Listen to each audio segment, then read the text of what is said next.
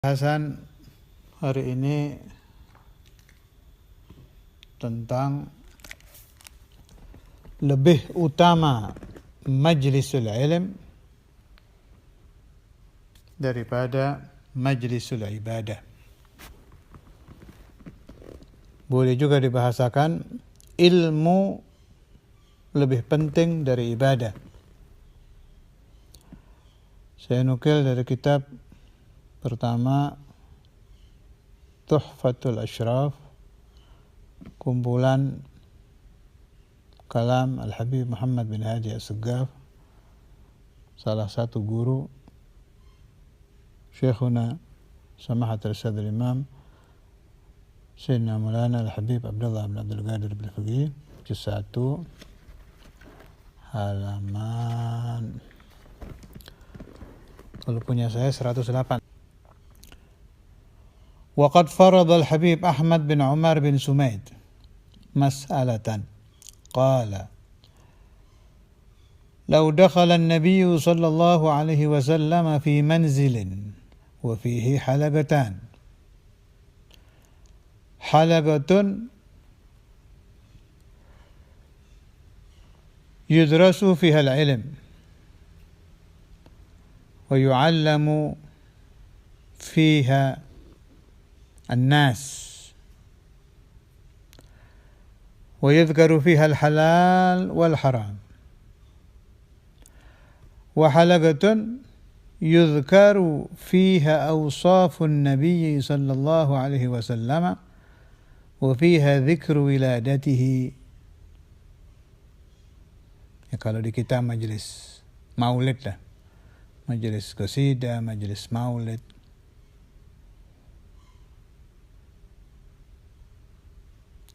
Kemana kira-kira Rasulullah duduk? Farada itu mengira-ngira.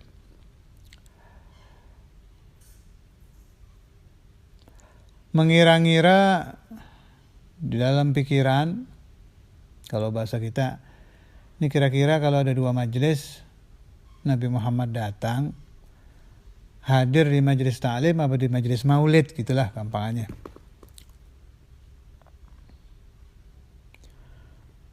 Satu riungan dipelajari ilmu, diterangkan di dalam majelis itu, ini perkara halal, ini perkara haram, ini boleh, itu tidak boleh, dan lain-lain. Satu riungan lagi khusus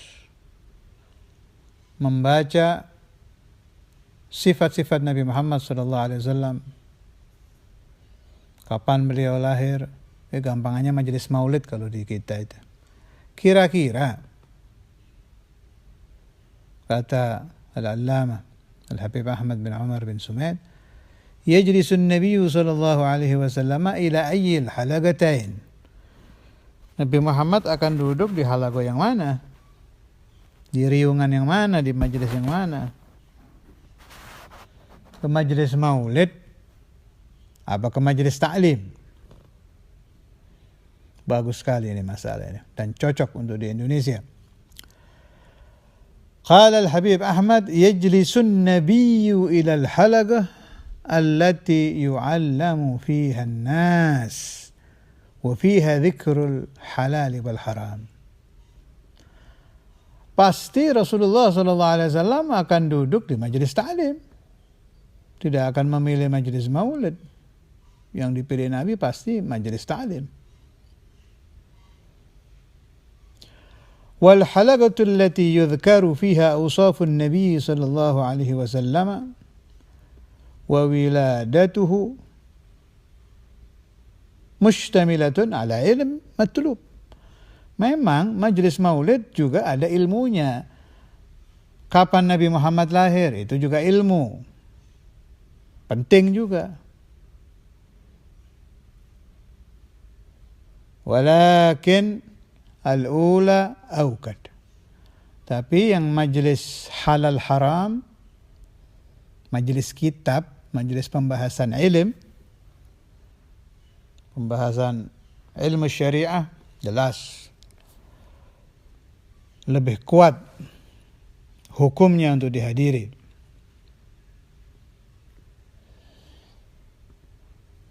Saya tidak ingin ini dalil dipakai untuk menghantam majelis-majelis maulid yang ada di Indonesia, dan itu bukan tujuan saya.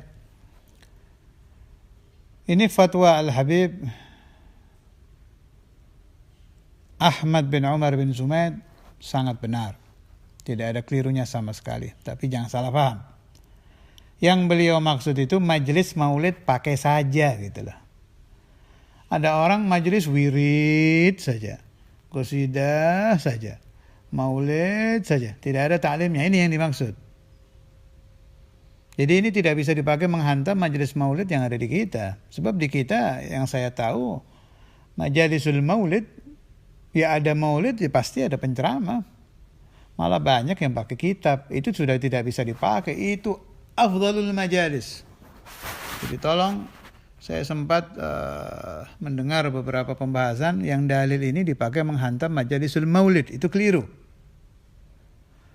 Andai ada majelis maulid, majelis zikir, majelis wirid yang seperti itu, boleh dipakai ini dalil untuk itu. Tapi kalau di kita itu sudah benar. Malah saya punya guru Syekhuna Abu Yahya radhiyallahu taala anhu, itu setiap hari beliau di pesantrennya itu membaca maulid untuk menghadirkan arwah Rasulullah sallallahu alaihi wasallam. Baru hari itu tetap ada taklim. Di mahalul qiyam maulid tetap. Beliau yamil kepada pendapat kalau maulid diringkas tidak apa-apa. Dan sudah pernah saya bahas itu, pendapat-pendapat khilafiyah tentang itu. Nah, itu tidak bisa dipakai ini. Malah sebaik-baiknya majelis ta'lim yang diawali dengan maulid. Sehingga harapannya dengan hadirnya ruh Rasulullah sallallahu alaihi wasallam, riya mudah-mudahan bisa hilang dari pengajar dan talabatul ilm, para santri. Al-ujub, al-kibir, setan-setan, nafsu, kemalasan, semuanya terkikis habis bibarakati huduri Maulana Rasulullah sallallahu alaihi wasallam. Kemudian saya lihat lagi Syekhuna wa Syekhu Masyekhina Sayyid bin Armiyah radhiyallahu taala anhu, Tegal itu ya begitu. Selalu majelisnya diawali dengan maulid. Wakam Sayyidina Maulana Al-Walid Habib Abdullah bin Faqih, majelis taklimnya diawali maulid. Kalau tidak burdah sederajat dengan maulid. Dihadiri Nabi juga itu. Imam Al-Busiri, burdahnya beliau itu dihadiri Rasulullah SAW. Saya lihat ulama yang tidak mengawali dengan maulid, biasanya ulama-ulama yang besar-besar itu pasti ada burdahnya. Saya sempat hadir majelis Al-Habib Imam Al-Qutb Abdul Qadir bin Ahmad As-Saqqaf, ya begitu. Ada burdah, ada maulid. Apalagi Al-Allamah Al-Muhaddits Sayyid Muhammad bin Arabi Al-Maliki. Beliau pernah membahas yang mirip ini dari tafakkur beliau sendiri. Mirip pendapatnya Habib Ahmad bin Umar bin Zumaid. Tapi jelas yang beliau maksudkan itu majlisul maulid yang tanpa ta'lim. Sebab di majelis beliau sendiri itu maulid terusan, burda, qasaid madihah fir rasul, tidak habis-habis itu dibaca. Maka jangan sampai salah paham, yang dimaksudkan dengan kalam ini adalah orang yang hanya ibadah saja, mendekatkan hatinya kepada Allah wa Rasuluh dengan zikir, dengan ratib, dengan maulid, burda, apa segala macam, tanpa mempelajari ilmu syariah. Itu yang dimaksud. Dan satu lagi yang saya ingin menukil tentang keutamaan talabatul ilm dan keutamaan talabul ilmi. Ini Manhajus Sawi Al-Habib Zain halaman 81 tentang bahayanya. Masih mirip seperti tadi. orang yang suka ibadah tapi tidak mau mempelajari ilmu. قال الشيخ الإمام عبد الله بن علوي الحداد في رسالة المعاونة واعلم أن من عبد الله بغير علم كان الضرر العائد عليه بسبب عبادته أكثر من النفع الحاصل له بها وكم من عابد قد أتعب نفسه في العبادة وهو مع ذلك مصر على معصية يرى أنها طاعة أو أنها غير معصية.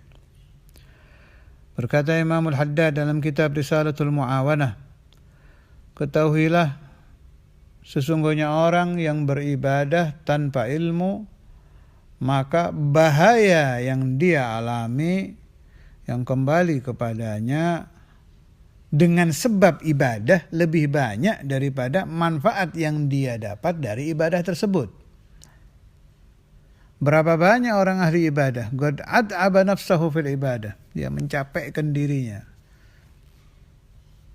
Dia puasa tiap hari, sholat ratusan rakaat. Ini tanpa ilm, ya, tanpa talabul ilm. Tanpa dia sadari si abid ini istiqomah juga bermaksiat, terus menerus musirrun ala maksiyah. Dia menyangka dirinya istiqomah taat. Di dalam istiqomah taatnya itu dia juga istiqomah maksiat, tapi dia tidak sadar. Yara annaha ta'ah. Maksiat itu disangka ta'ah wa annaha ghairu maksiyah. Salah satu kejadian, ini kisah nyata. Waqad haka Asy-Syaikh Al-Arif Billah Muhammad bin Arabi fi babil wasaya minal futuhat. Nah, ini tolong garis bawahi ini. Imam Ibn Arabi dari Futuhat dinukil. Berarti maknanya apa? Masail yang ada dalam Futuhatnya Imam Ibn Arabi yang akal pembaca sampai boleh untuk dinukil. Saya ulangi, sebab kadang kalau kita menukil dari Imam Ibn Arabi As-Sufi ditentang. Ini Habib Zain Allama ini. Bisa kita jadikan ikutan imam beliau. Ini di kitab Manhajus Sawi menukil dari Imam Ibn Arabi Al-Hatimi. Dalam kitab beliau yang kontroversi, Al-Futuhat Al-Makkiyah, artinya boleh menukil kitab itu di dalam masalah-masalah yang akal pembaca sampai. An rajulin min ahli al-Maghrib annahu kana katsiral ijtihad fil ibadah. Ada seseorang dari daerah Maghrib sangat banyak ibadah. Wa annahu ishtara atanan wa lam yasta'milha fi syai'. Orang-orang daerah situ tahu kalau abid ini, orang ahli ibadah ini, dia punya binatang yang tidak dipakai apa-apa, ditaruh saja.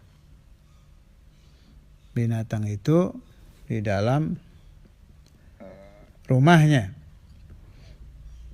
Kalau di kita itu atan itu himar unta, jadi keledai betina. Betina ini binatang.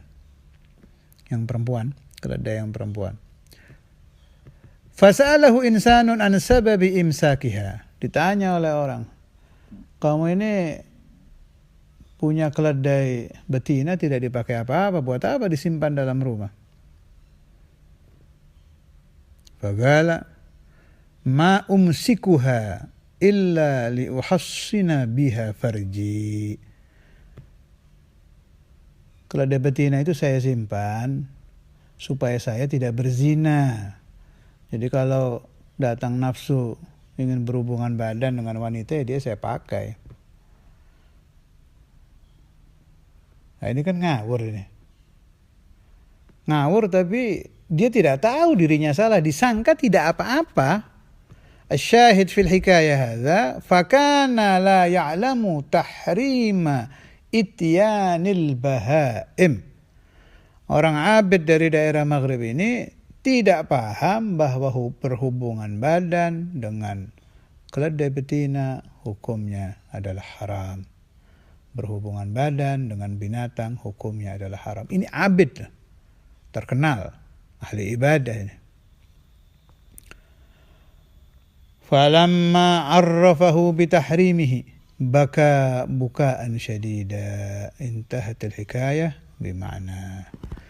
Ketika ahli ibadah tadi diberitahu bahwa hukum berhubungan badan dengan binatang adalah haram, dia menyesal dan menangis dengan tangisan yang amat sangat.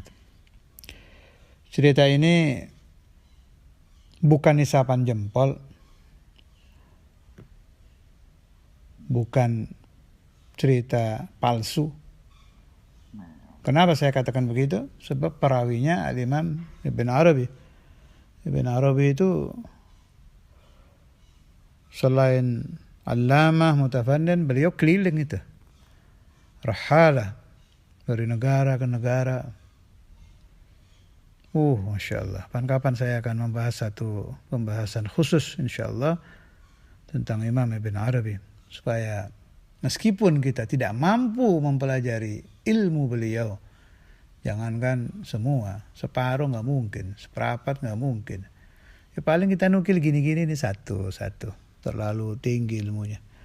Tapi saya tidak ingin siapapun yang saya kenal su'udzan, apalagi sampai ingkar, apalagi sampai mengafirkan beliau.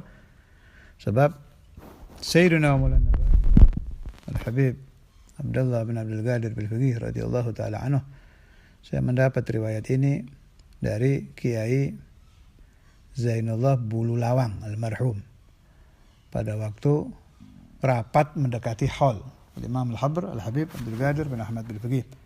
Satu malam Sayyidina Maulana Al-Walid Al-Habib Abdullah bin Abdul Qadir Bil-Faqih memberitahu kepada almarhum Kiai Zainullah dan anggota rapat haul malam itu, beliau bilang bahwa saya alhamdulillah ketambahan guru lagi di alam batin, maksudnya saya dihadiri oleh Al-Imam Ibn Arabi dan mengangkat saya sebagai murid beliau.